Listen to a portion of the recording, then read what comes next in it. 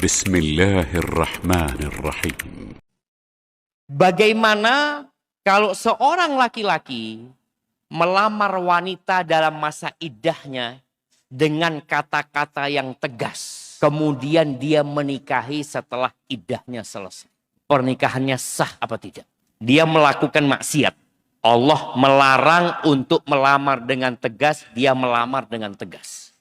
Dia mengatakan, Fulana, aku akan nikahin engkau. Masa iddah mau selesai, kabarin aku. Ini kan melamar dengan tegas. Selesai masa iddahnya, dia nikah. Nikahnya sah apa enggak? Sah.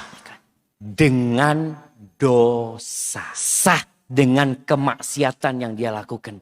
Disinilah orang-orang yang memulai rumah tangganya dengan dosa, biasanya rumah tangganya berantakan. Karena ada sebagian orang mengatakan, kan sah Ustaz. Ini pendapat jumhur ulama berpendapat tidak mengapa. Iya. Kalau bicara hukum fikih memang sah.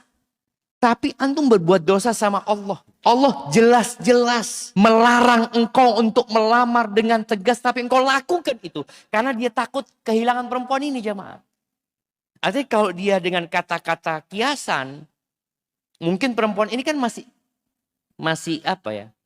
Masih ngambang ya. Bener nggak Fulan mau nikahin anak? Waktu itu cuma ngomong.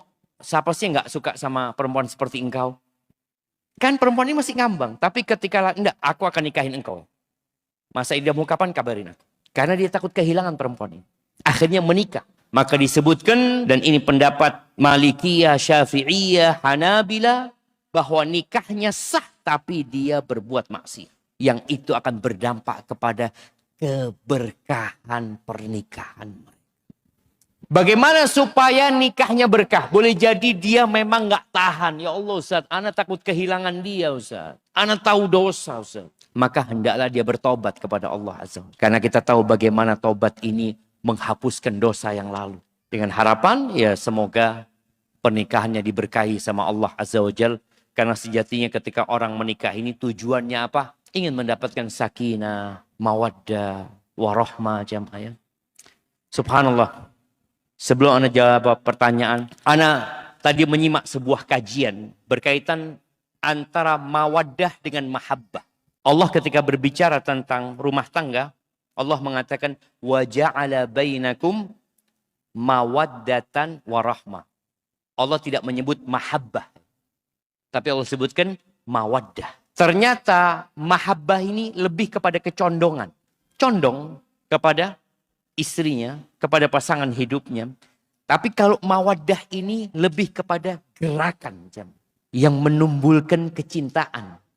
Gerakan yang menumbuhkan kasih sayang.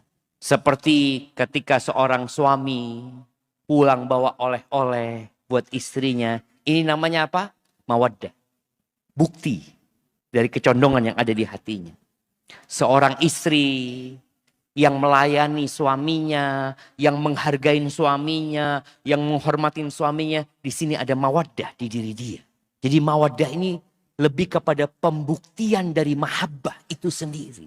Maka yang ingin rumah tangganya berisi cinta dan kasih sayang harus ada usaha. Memang Allah mengatakan wa ja'ala bainakum mawaddatan warahmah. Dan Allah menjadikan antara kalian cinta dan kasih sayang.